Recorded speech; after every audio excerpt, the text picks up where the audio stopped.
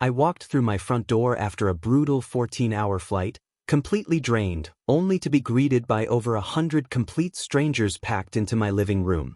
Turns out it was a surprise engagement party for my brother. Mom's eyes went wide, and she let out a sharp gasp. "Oh, you weren't supposed to be here until tomorrow," she said, a little too brightly. Then Dad turned toward me, still holding a cup from the punch bowl, and said like it was no big deal, "We all decided your car's his wedding present." I didn't argue. I didn't cause a scene or raise my voice. Instead, I simply changed how I moved. The following day, the mood around me felt different. And just 2 weeks later, without warning or goodbyes, they packed up and moved 2 states away. That flight had worn me out. 3 layovers, a stiff seat that barely tilted back, and not a wink of real rest. All I was hoping for when I got home was a long shower, a little quiet, and maybe the leftover lasagna I'd stashed in the freezer before leaving. But instead, I stepped into chaos. Balloons and streamers hanging everywhere, 103 strangers cheering with champagne glasses mid-toast, a Bluetooth speaker blasting Taylor Swift, and my brother standing there in a tuxedo under a banner above the fireplace that read, "He said yes." No one really noticed me walk in. A few heads turned with puzzled expressions. I heard one woman lean over and ask someone, "Is that the guy from the photos?" My mom was the first to actually react. She gasped, kind of laughed to smooth it over, then said again, "You weren't supposed to be here until tomorrow." Then Dad, cool as ever, glanced over and said, "We all agreed. Your car's the wedding gift." Just like that. There was no applause. No warm greeting. No, "How was the flight?" Nobody even offered me a drink. I stayed quiet. I didn't make a scene or even ask what we all agreed was supposed to mean. I just left my bag by the coat rack, gave a quiet nod, and something in me sealed shut. I smiled out of habit, gave another little nod, and went upstairs. No unpacking. No shower. I just sat on the edge of my bed, still in my travel-worn clothes, and opened my banking app. First thing I did? I removed my brother from our shared car insurance. Then I checked the title, still registered in my name. I bookmarked the online form to transfer ownership, but I didn't sign it. Just left it there hanging. Meanwhile, downstairs, I could hear them toasting again. Mom's voice floated up through the floorboards. "This is everything I ever dreamed of," she said. The hallway mirror caught the flicker of party lights from below, showing the reflection of a family lost in celebration, pretending like everything was fine. But it wasn't. Something had broken. And this time, I had no intention of fixing it. That night, I didn't sleep a minute. I lay in my own bed, in my own house, while a party full of strangers danced beneath me. But my thoughts were somewhere else entirely. My mind was busy peeling back layers, replaying moments I had pushed aside for years. This wasn't some one-off thing. The truth was, this had been going on for a long time. They just weren't trying to hide it anymore. I remembered Thanksgiving the year before. How they gave my seat away to some neighbor they were trying to impress for a real estate deal. "We figured you'd understand," Mom had said then too. I remembered the time they used my travel login to book my sister's honeymoon without ever asking, then sent me a thank you card signed, from all of us. And the one that really stuck with me, when Dad called at 2 a.m. because my brother totaled his car, which was actually mine, and they needed me to come up with a fake story for the insurance. Said yes. Not once did anyone say thank you. That was always how it went. I paid and they smiled. I showed up and they looked right past me. I gave and they took. And the silence I kept? They took that as a yes. A green light to keep going. To them I was sturdy. Easy to replace. Always steady. But that night, sitting alone with the sound of clinking glasses echoing from downstairs and Dad's words, "Your car is his wedding gift," still bouncing around in my head, I saw it for what it was. The whole twisted setup they'd built. I wasn't a son to them. I was a source. A thing to draw from.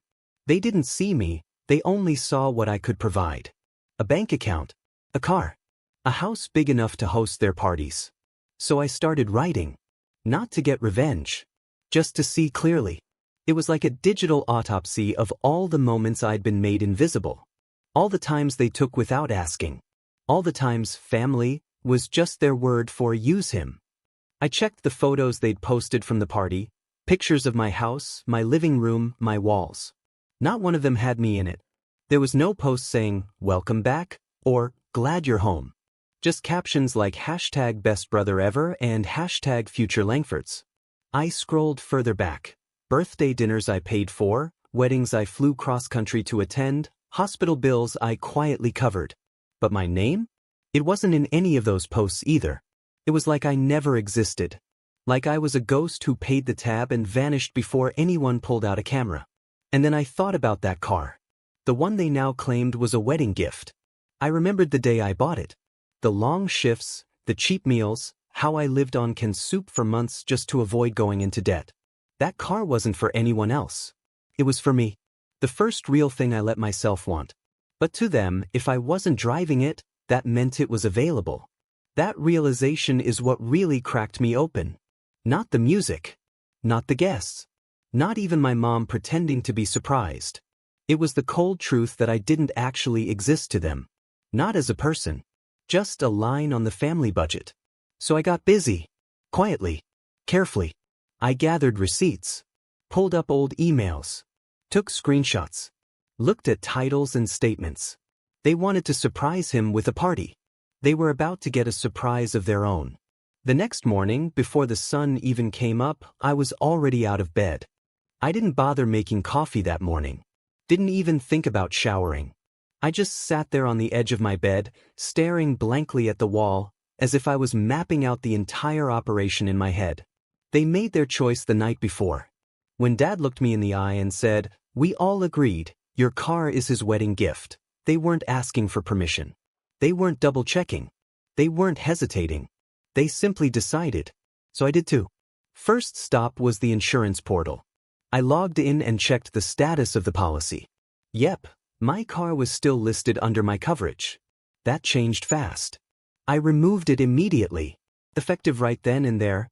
No more insurance. Next, I pulled up the state vehicle title registry. The car was still 100% legally mine. No transfer paperwork had ever been filed. I saved the link to report unauthorized use, just in case. Meanwhile, I could hear the party winding down below me. Chairs scooting. Laughter trailing off. Paper plates being dumped into trash bags. But I didn't go downstairs. I stayed right where I was. At exactly 7:04 a.m., I opened up the dashboard for our family phone plan. 5 active lines, mine, my brother's, both of my parents, and that spare one Dad used whenever he traveled. And every single one of them? Billed to me. So I transferred ownership of all 5 lines to their respective users. They had a 72-hour window to accept the transfer before the lines were cut off. Then I moved on to the home security system, the one I'd personally installed for their house. Smart locks. Indoor and outdoor cameras. Thermostats. All of it connected to the master account I managed. With a single click, I suspended the license. Just like that, access gone. I also revoked their cloud backup privileges. Then I deactivated the mesh Wi-Fi nodes I'd configured room by room. And I disabled the smart thermostat system that had been fine-tuned to their daily routines. It took less than 10 minutes, and just like that, their high-tech setup became a plain old house again. I didn't send a message. I didn't leave a note. At 9:17 a.m., my brother finally texted me. "Bro, the cameras aren't working. Can you fix it?" I didn't respond. At 10:04 a.m., my dad tried calling me. I let it ring out. At 11:02 a.m., my mom texted. "The phones aren't working. Are you doing something?" I closed the app and set the phone down. They thought I was being petty, that I was making a big fuss over a car. They didn't realize this wasn't just a reaction, it was the start of a reset. By noon, I'd contacted the bank. We had a joint emergency fund set up years ago, back when Dad had heart surgery. I was the primary account holder. I froze the account. Next up, the mortgage company. 5 years earlier, they refinanced their home using me as the cosigner. Now, I submitted a formal request to be removed from liability. I knew their current income wouldn't qualify them alone. The request would trigger a full financial review. At 2:46 p.m., Dad sent another text. "This is childish. Let's talk." Then at 4:13 p.m., my brother followed up. Why would you do this? He needs the car. Still, I didn't say a word. Instead, I called the insurance company again, this time to file a stolen vehicle report. Because technically, legally, that car was mine. I gave them all the necessary documents, the title, the registration, and the last known address where the vehicle was being kept. They told me they'd be following up. By that evening, the family group chat lit up. First message came from Mom, "You're overreacting." Then my brother chimed in, "You were never really part of this family anyway." And finally my dad, "You think cutting us off will make us beg? We'll be just fine without you." I saved every message, screenshotted them, sorted them into labeled folders. This wasn't about revenge. It was about setting boundaries, real ones, for the first time in my life. That night, I sent just one message. To my cousin Mara. "You were right. I've started dismantling the system." Her reply came back instantly, "It's about damn time." The next morning, I took it a step further. I contacted the IT company I co-founded. Years ago, I'd built the entire digital infrastructure for my parents' accounting firm, from the back-end databases to the email servers. I submitted a request to revoke their access. Immediately. There was no malice in it. I didn't delete anything. Didn't sabotage a thing. Just clean revocation of licenses. Their security certificates were disabled. And I told them it was time to move their services to an independent provider. 2 hours later, the IT manager at my firm called me. "They're losing it. Are you sure about this?" I was. Absolutely. At 3:22 p.m., I got one final text from my dad. "Family is all you have." I didn't answer. Instead, I drafted a formal letter. It was sharp, direct, and notarized. In it, I revoked all permissions, removed myself from every shared account, cleared out any remaining co-signed obligations. And then came the closing line. I am no longer responsible for the financial stability, digital infrastructure, property management, or insurance coverage of any party mentioned herein. I printed 2 copies. One went into the mail, addressed to their home. The other I kept for my records. 2 weeks later, they were gone, moved 2 states away. No goodbye. No call. Not even a change of address notice. But they didn't need to say anything. I already knew. They never wanted me. They just wanted the system I'd built around them. Now they have neither. And for the first time in as long as I can remember, I could finally breathe easy. It took just 24 hours for everything to start crumbling. I was at my desk, finishing up the paperwork to remove my name from the final set of utility bills, when my phone started buzzing nonstop. 76 missed calls. For voicemails. One new group chat, titled, "From Your Mother." I already knew what it was about. But curiosity got the better of me. "You've gone too far. Yes, we were hurt. But now you're being cruel. This isn't how family acts. Come home. Let's talk. We'll forgive you. Forgive me." That line triggered something sharp and electric behind my eyes. It wasn't anger. Not exactly. It was colder. More precise. Almost surgical. By the second day, their spin machine was already in high gear. My brother posted a heavily filtered photo of my old car, the one I'd legally taken back just 2 days before. The caption read, "Some people don't know what real sacrifice is. I gave everything for this family, and got stabbed in the back." The comments rolled in fast. "You deserve better. Blood doesn't make you family. Stay strong." My aunt even shared the post on her story. She tagged my mom and added a crying emoji with the word, "heartbroken." They were planting the narrative, casting themselves as the victims. Meanwhile, behind the curtain, they were panicking. At 4 p.m., I got a security alert. Someone tried logging into the insurance portal using one of my old passwords. 10 minutes after that, I got a call from the State Title Bureau. "Mr. Langford, someone just submitted a dispute regarding the vehicle transfer. Are you aware?" I was. They were desperately trying to undo everything from the last couple of weeks with a mess of rushed forms and frantic phone calls. But what they didn't realize was that the digital lifelines had already been cut. I'd already rebuilt the system and pulled my pieces out. That night, my mom left me a voicemail. It was long. Her voice was shaky. Some parts were slurred. You don't understand what you've done. You think you're safe now. You think they'll love you out there. But they won't. You're always going to be broken.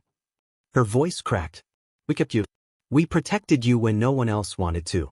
And this is how you repay us. Then she hung up, with a choked sob. Around midnight, my sister sent a message. We're still your family, even if you hate us. And then came the turn. But you've always been selfish. That's who you are. You deserve to be alone. There was. First they begged, then they blamed. And now? They'd fully retreated into their own fiction. Day 3 was the all-out smear campaign. My cousin Ellie called me, voice trembling. They had a family dinner last night, she said. Your mom stood up like she was giving a eulogy. She told everyone you'd lost it. Said they were scared you might hurt yourself.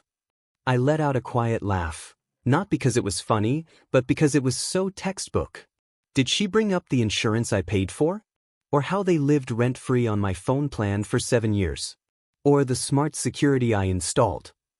Ellie went quiet. No. She just said you changed after college. That you became unstable. That they tried everything. I thanked her for calling. Then I created a new folder on my hard drive, defamation counter. I started dropping in evidence, screenshots, surveillance footage, bank records, every agreement they signed using my name, every voicemail they'd left. Later that night, I got a call from a number I didn't recognize. It was the local pastor. I've had your mother in my office in tears, he said. She told me you've cut her off. That you canceled their mortgage. Is there any truth to that? I didn't get angry. I didn't even explain. I just said this. If she can tell you what their monthly payment is, without checking her phone, I'll reinstate it. There was a pause. She didn't know, he finally said, voice softer now. I thanked him, ended the call, and blocked the number. Day 5 was the baited apology. A text came from my dad. It was the first time I'd heard from him in over a week. Let's fix this. We've all said things we didn't mean. The wording hit like shattered glass. We. Oh. No, I'm sorry. No admission of what they did. Just tossing guilt around like it was poker chips. I didn't answer.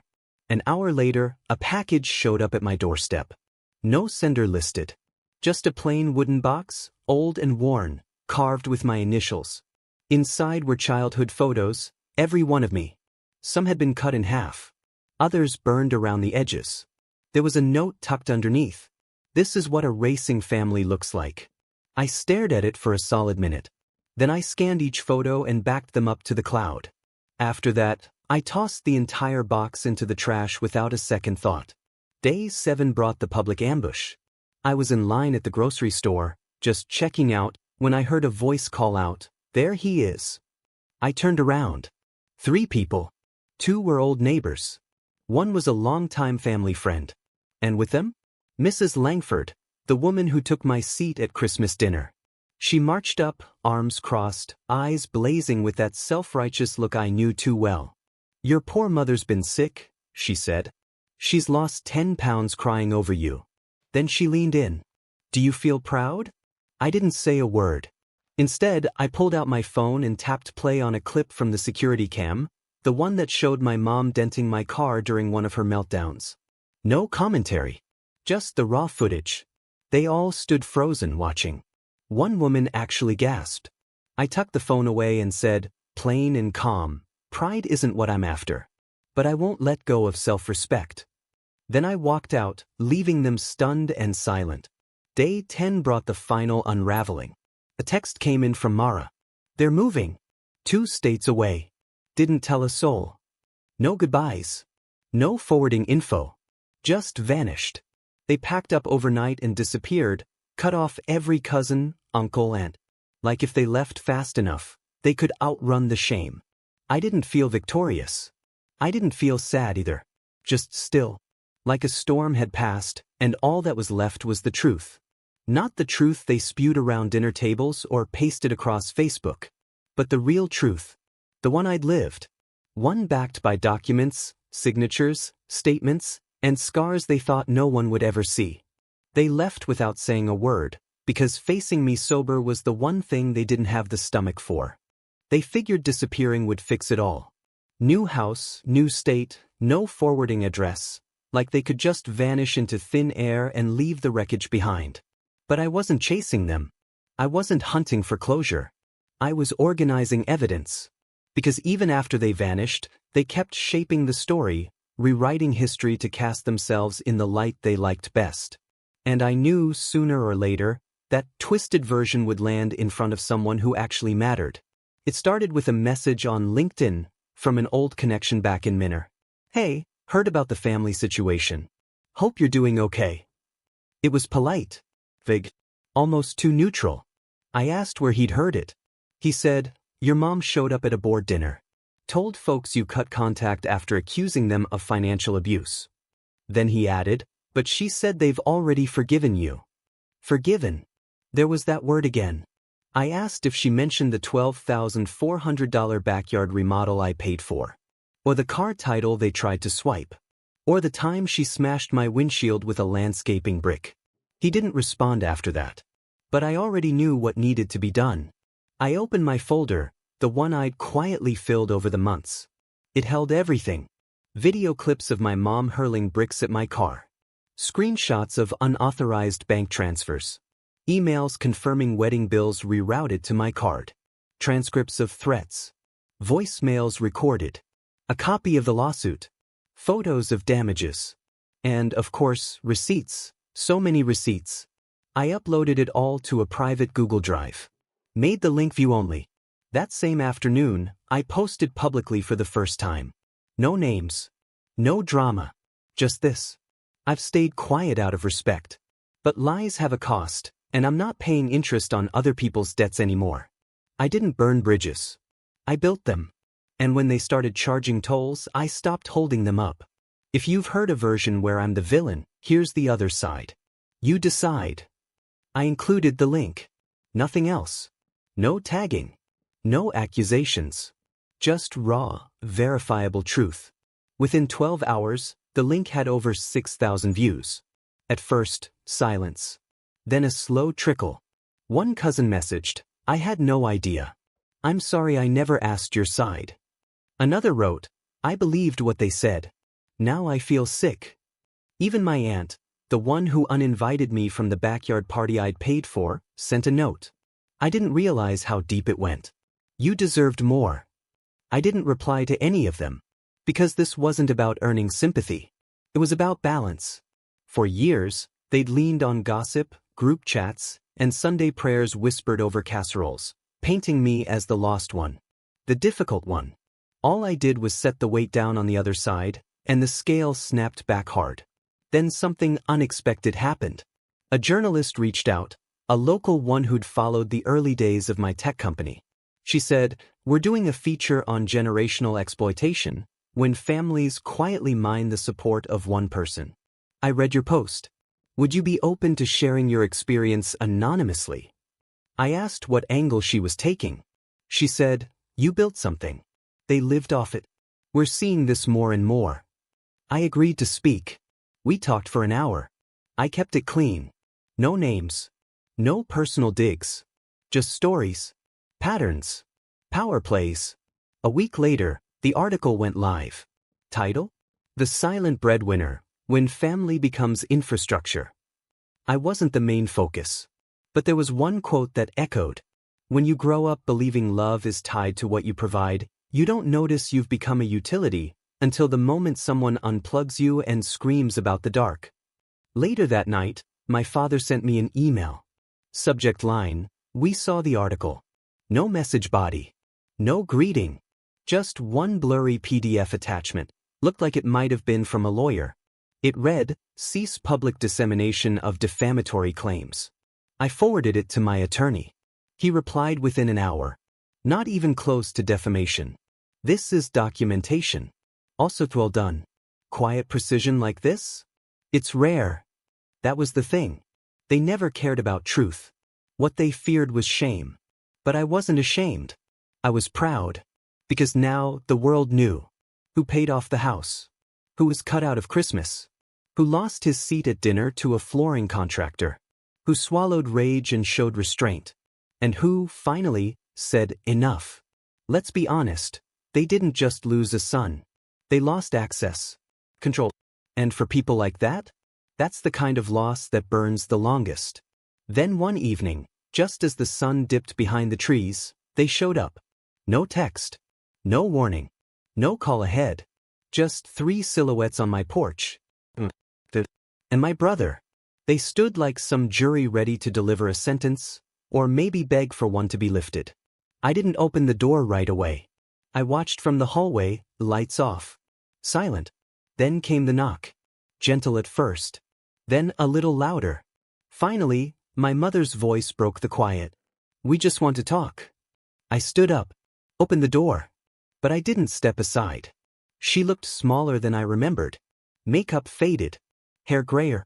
Eyes red and puffy. Dad wouldn't look at me. My brother? Staring at his phone, like this was just another errand. Mom exhaled, voice shaky. We've had time to think. We know we went too far. But you did too. And maybe we just start over. Then she dropped the line at the heart of it all. The classic manipulation, repackaged as love. We want you back. I asked one question. Why? Dad finally spoke. Because you're our son. But it didn't sound like love. It sounded like a claim being staked. Mom added, you belong with us. We raised you. We were scared, and proud, and maybe a little blind. She waited for the crack. The sigh. The invitation to reset. Instead, I said, you didn't come because you missed me. You came because the system failed, and you can't run it without me. My brother finally looked up and smirked. Seriously? You're still on about that car? I turned to him, calm and flat. You took it without permission. It wasn't yours. He shrugged. You weren't using it. And there it was. Same attitude. Still unchanged. My mom tried once more. Please. Just dinner. One night. Like a family. I let the silence hang there. Long enough to become real. Then I said it. You didn't lose a dinner. You lost me. She blinked. Like it didn't compute. I kept going steady. This wasn't about money. Or the car. Or a party. It's that every time I showed up, you made me disappear. I was never your son. I was a service provider. The fixer. The backup plan. You raised me to be useful, and hated me when I started using that strength for myself. I'm not angry anymore. I'm not bitter. I'm just done. No one spoke. Not even him. My mom's voice cracked, barely above a whisper. But we're trying. Doesn't that count? I shook my head. Trying means change. You came here to reset, not to grow. You want me back, not out of love, but because life without me is harder. She finally cried. This time, the tears were real. Dad reached out to pull her away. As they turned to go, I said one last thing. This isn't revenge. It's protection. For me. Then I closed the door. Quietly. No slamming. No shouting. Just stillness. Not empty. Not cruel. Just clean.